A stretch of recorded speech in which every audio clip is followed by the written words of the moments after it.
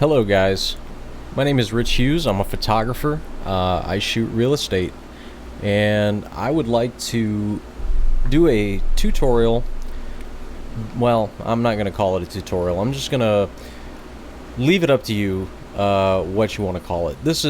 I'm just going to show you my workflow in Adobe Lightroom CC and how I go from that to this when it comes to editing photos. Now, this photo, I was going for a very specific look. This was a very high-end home, very expensive, and I needed some wow photos, you know what I mean, for the client. The photos that were on the MLS listing for this house just did not do it justice. I believe this house is listed for $2.2 million. It's sitting right on the lake, and the photos were not doing it justice, like I said before. So I was asked to shoot this house, a good friend of mine, and this is one of the photos that I come up with. So I thought this would be a great example of how my workflow goes as far as doing a tutorial or a how-to, or whatever you want to call it. Okay, so we're in Adobe Lightroom, and up here I'm pressing the I key for anybody who wants to know to bring up the information on this file. I shoot in RAW format. Some people are of the mind that if you shoot RAW that you're not a real photographer. I don't care what you think, to be perfectly honest with you. Of course, there are those in the camp that I am in that believe that the only way to truly get the finished product that you want out of a photograph is to shoot in RAW, because it's like shooting film. It's having a negative that you have to develop, and that's just the way I look at Lightroom. You take your raw images or your negatives and you run them through the Lightroom instead of the darkroom now. That's basically what we're doing here. So I shot this photo at 10 seconds at f7.1, and in hindsight, I will admit, I wish I had have shot this at 8 instead of 7.1. I think that 8 is probably the sweet spot for the lens that I'm using. Let's get into my workflow and how I take this image through the process and come out with the finished product for the client. The first thing I always do is adjust my white balance. That is something you cannot do if you shoot in JPEG. It has to be done 100% in camera, and by that I mean whatever white balance you choose in camera is what you're stuck with. It's hard burned into the image. You cannot change it. With RAW, you can adjust your white balance from Jump Street, and that is very important, especially when you are trying to come up with a specific look for an image. This image has a lot of white in it, and I'm going to try using the color picker to set my white balance and see how that comes out. Okay, well, that's a little on the cool side, I would say. So I'm gonna warm that back up just a little bit. Yeah, I think that'll work. It's still a little cool in my opinion, and that's a little too warm. Yeah. So we're gonna leave it right there. Another option you can do is you can select one of the preset settings here in Lightroom, and sometimes I try this just to see how it's going to look. I try cloudy, shade. That's way too hot for my taste. Shade, that's going to probably even be warmer, and then let's do daylight. I mean, it's all a matter of your specific taste. So for this photo, I'm going to basically do this in manual. I'm going to back this down back into the yeah. Once you get too cool, it starts to make everything look blue, and I don't like that look either. So I'm going to stay right there in the mid 3000 Kelvin range. And I'm also going to move my tint a little bit more towards the magenta, maybe not that much, that's way too much. Back to 10. Yeah, that looks alright. I like that. Now, this image, when I edit for you today, is not going to be the exact same. I could edit a photo 100 times, and every single time it's going to be different, just a little bit than the previous time. It's just the way things go. So I'm not going to touch exposure. I'm not going to touch contrast right now. What I'm going to do is I'm going to bring down my highlights, and not going to go all the way to 100. I'm going to go pretty close though, and then I'm going to open up the shadows so you can start to see some detail. I don't want to go too far with this because this was a night shot and I was going for a dramatic look, dramatic effect with this photo. So I don't want to brighten everything up in the whole foreground. Next, I'm going to set my black and white point. What I do with this is I hold down the Option key or the Alt key if you're on Windows, and I just simply drag the slider until you start to blow out your whites. Now, if I go this far, I mean, that's way too far, but you can see what I'm saying with the mask. By holding down the Option key, it places a mask on the image and reveals where your blown out whites will be. So I generally bring it back to just when I'm starting to see a few specks on the screen. Black, I do the exact same way, but in reverse. Use the mask, and I bring the slider down until I start to crush the blacks to set where absolute black is going to be. I generally go a little farther with the blacks than I do with the whites. So I'll try that. And it's a little dark, so I think I'm gonna take the overall exposure for the whole image and bump it up just a touch. Not quite that much. Yeah, right about there. I think I like that. So now we get down here into the presence, clarity, vibrance, and saturation. Almost never do I ever mess with saturation. Saturation is just a blanket. It adds saturation to everything in the image, and I don't like that. Vibrance does basically the same thing saturation does, but it's a slightly more intelligent way of doing it within the software. It looks at the photo and decides what needs to be saturated and what does not need to be saturated. Clarity, yeah, I'm gonna bump some clarity on this. I don't really want an HDR look, and if you go all the way to the right, you're gonna get that really highly grained HDR look, and I'm not looking quite for that. I want to back this down. I just want to punch a little bit of clarity in it. That looks pretty good. Tone curve we're not going to talk about today. Hue saturation, I might play with this a little bit. Now, as you can see, there are some colors in this photo. I mean, you got some reds, and you got some reds here in these flowers and the blue sky, and so I don't want to get too crazy with it. So I'm just going to maybe add a little bit of saturation with the known colors that I see, and I mean very little, like 7, 9, in that range. Blue skies, and that's too much. Okay, we'll leave it there. I'm gonna desaturate the magenta just a little bit and call that good. Now I'm going to go into the detail. A lot of people have their own opinions on what, how much, and I kind of have a little formula. I've watched several photographers for quite a long time and their process, and just gleaning information where I can get it. And a rule that seems to work pretty well, at least with my camera, it works pretty well. This is a slightly noisy image. I mean, you can see a little bit of grain in there, even though I shot this at ISO 100, which is the lowest ISO I can put on my camera. It was just, there's so much darkness in this image. I mean, it was dark when I shot it, number one, and then you got the roof and the trees and the shadows there, so I don't want to introduce any more grain into it than necessary. And I'm actually going to add a little bit of noise reduction to this, maybe 20, 25, in that range.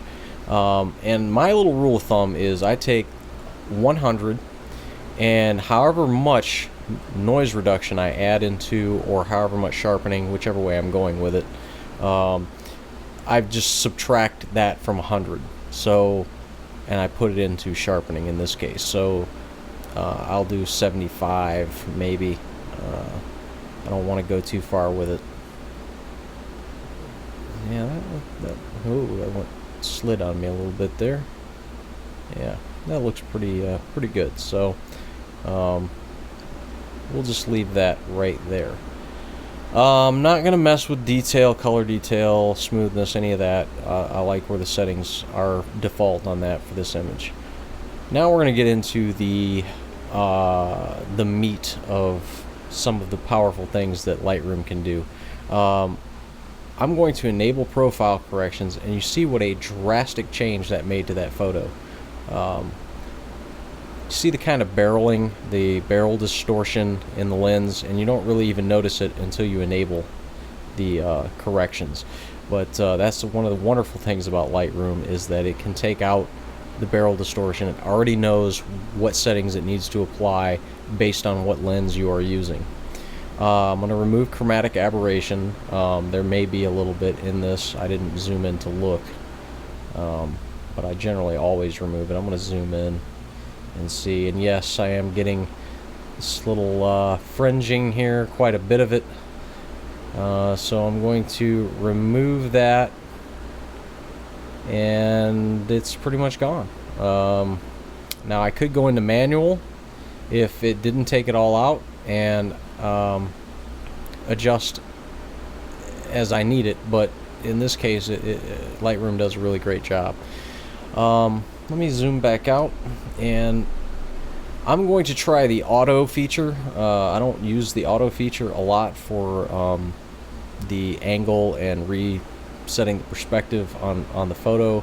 Generally I just do it by eye, but a friend of mine told me that the auto feature works really well, so let's see what happens. Okay, well, it did a fairly good job on this, so I think I will fly with that. That's not too bad. Next we have the effects panel. I'm not going to use this right now. This is where you can apply some vignetting or grain. I'm not a big fan of adding or subtracting grain. If you're shooting it artistically and you want grain in your image, you know, grain is not the worst thing in the world. Is your subject in focus? That's pretty much the most important thing. So your composition isn't in focus, etc. Grain is not important. New feature in Lightroom CC is dehaze amount. Now I haven't really played with this a lot. Some opinions that I've received on it is it's a great tool for removing haze from an image, but never ever, according to these folks, go above 30. So let me see what it does here. Wow, that's pretty drastic, actually. Yeah, I see what they're talking about. It's really, yeah, okay. That's pretty powerful little tool there. Let's bump that up to about 20 and see how that looks.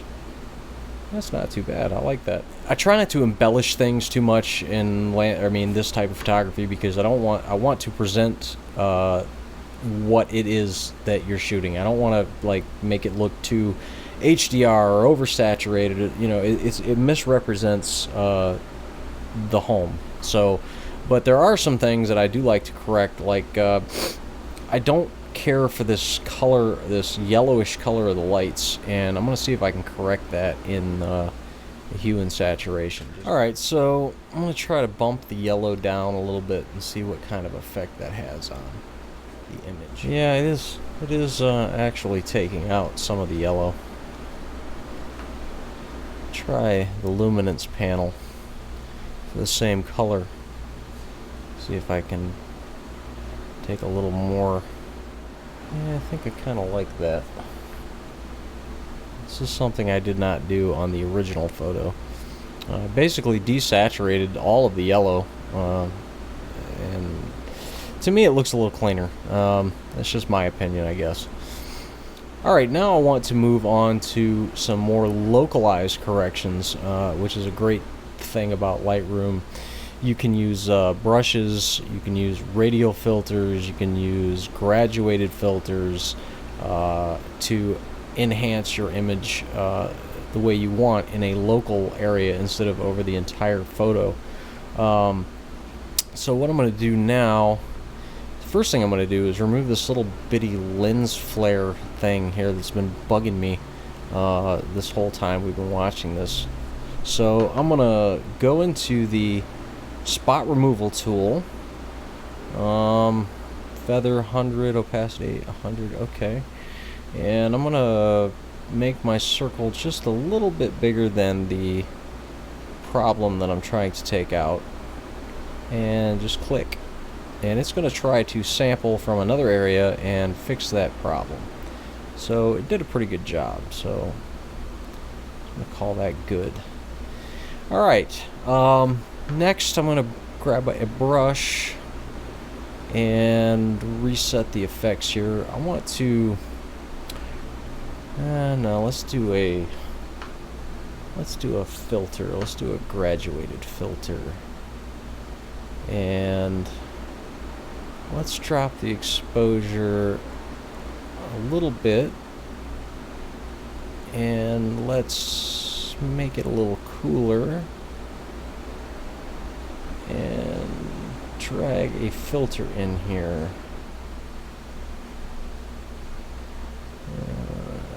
No, I don't like that there. I'm gonna have to move it.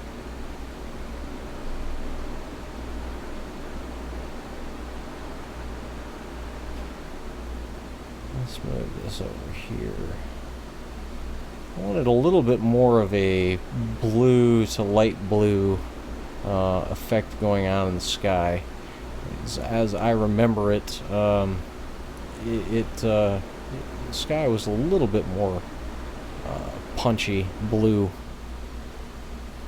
I like the way that looks. Just a little more blue up here, a little darker, and then fading into the lighter color. I'm gonna grab another filter, and I'm gonna leave the temperature alone. I'm just gonna back down the exposure some, maybe a little more, and just kind of close the photo in a little bit here. Sort of create my own vignette, so to speak. I want the focus to be on this area of the house and what's in the image. I don't necessarily want the eyes drawn to the bottom and of the photo, so it's a little trick you can use to direct the eye where you want it. Alright, I think let me see if I can adjust the exposure. I like a little bit darker just for the dramatic effect there. That's good. I think I like that. Alright, now we're going to play with some light. We're going to add some light. We're going to mess with some dodge and burn.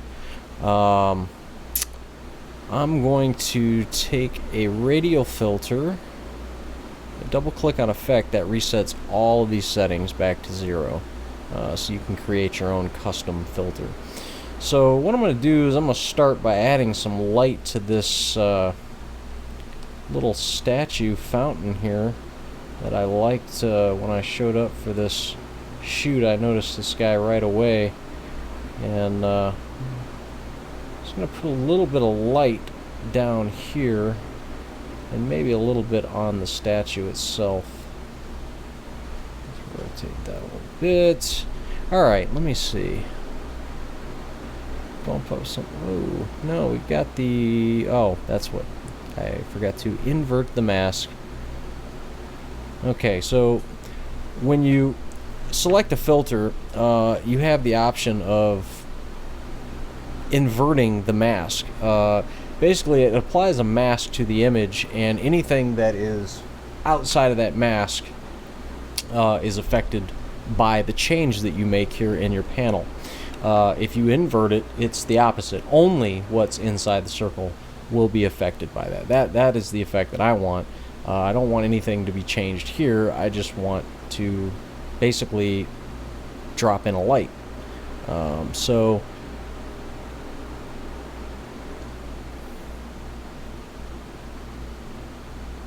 bump up the exposure a little bit here. A little brighter. There we go. Seems a little drastic. Might have to bump it down a hair.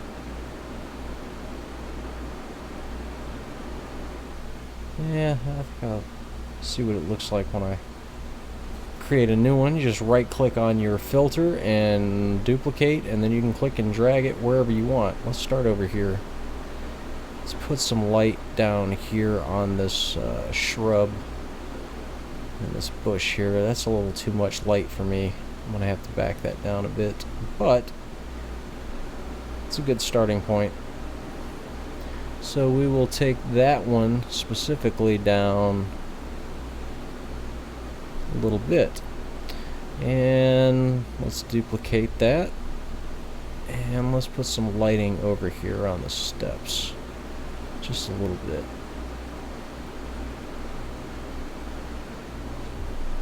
Now if I go right here, I can turn off all of the brushes or filters that I've used on this panel, and you can see the before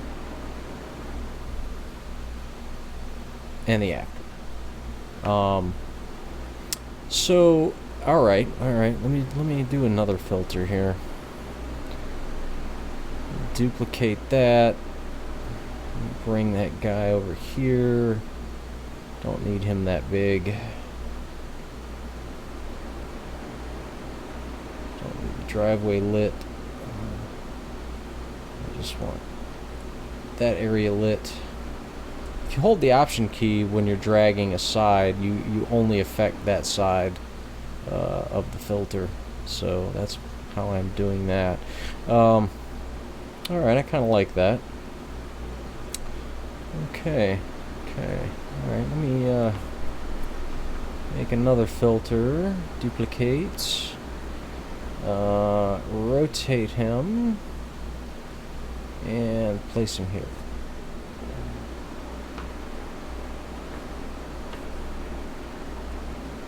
And bring that down a little bit. And open that up a little bit larger. Alright. Let me see what without and with. It's just subtle. You don't want to overdo it. I think that looks pretty good. So I'm gonna I'm gonna pop a few more in here, but I will spare you the details of actually doing it. Alright, well, I've added a few more here, here, and here.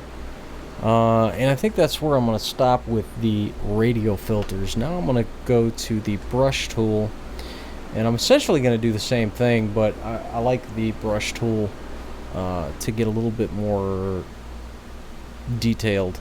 So I'm basically going to do the same thing. I'm going to add some exposure, and just going to increase my brush a little bit. I'm just gonna paint a little light in here and paint a little light in here, maybe a little over this arch on the window.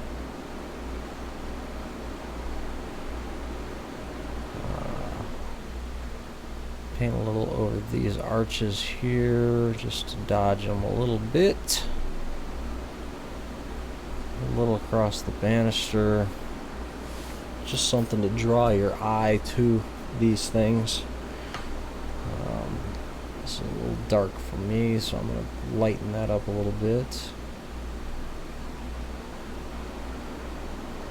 Do the same thing here.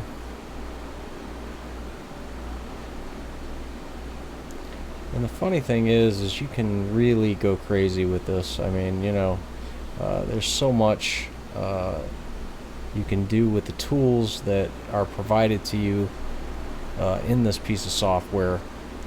So, you know, it's all about your taste, I guess, as to what looks the best.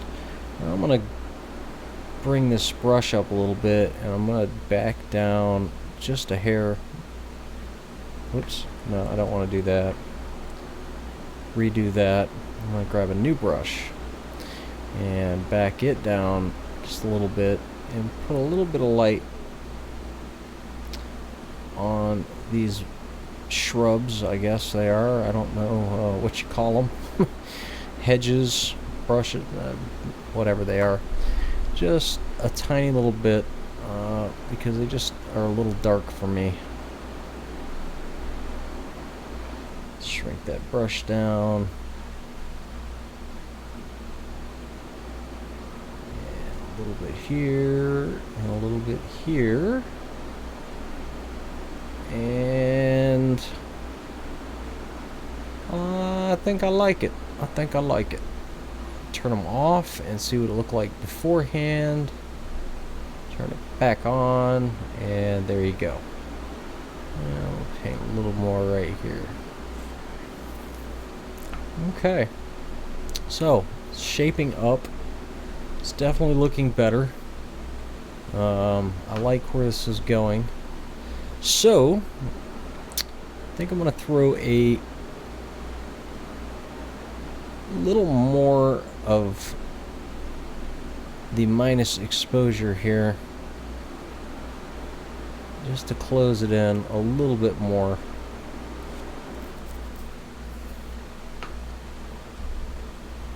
And there you go. That's my basic process. This is the image I would most likely give to the client. So anyway, guys, I hope you liked this. Please leave a comment. Let me know. Good, bad, ugly. I don't care. I love haters. I do what I do, and your opinion doesn't really affect me. So if you like this video, if you want to see more, drop a like, share. Make sure you hit the subscribe button. I'm going to be trying to do a tutorial a week and trying to keep it specifically to Lightroom and some Photoshop as it pertains to photography specifically. I may in the future do some request type stuff if I get enough of you guys interested. But anyway, hope you guys have a great day, and thanks for watching.